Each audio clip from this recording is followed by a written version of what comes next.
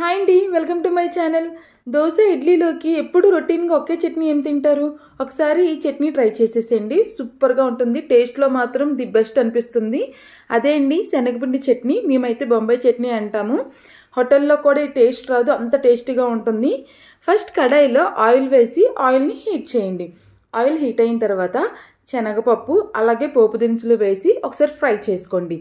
పోపు దినుసులు బాగా ఫ్రై అయిన తర్వాత ఆనియన్స్, చిల్లీ అలాగే టమాటో కూడా వేసుకొని కొంచెం ఉప్పు వేసుకొని బాగా ఫ్రై చేసి మూత పెట్టేసేయండి. మీకు ఎంత బాగా ఫ్రై అయితే అంత మంచి టేస్ట్ వస్తుంది. ఈలోగా శనగపిండిలో కొంచెం ఉప్పు, పసుపు అలాగే కారం వేసుకొని బాగా మిక్స్ చేసి వాటర్ వేసి గడ్డలు లేకుండా ఇలా స్లర్రీగా ప్రిపేర్ చేసుకోండి. నెక్స్ట్ ఇదంతా మిక్స్ అయిన తర్వాత ఇందులో గ్లాస్ వరకు వాటర్ వేసి అలాగే తగినంత సాల్ట్, కొత్తిమీర కూడా యాడ్ చేసుకొని మరిగిన తర్వాత మనం బాంబే మిక్చర్ ఉంది కదండి, శనగపిండి మిక్చర్, అది వేసి యాడ్ చేసేసి ఉండలు కట్టకుండా బాగా మరగనివ్వండి.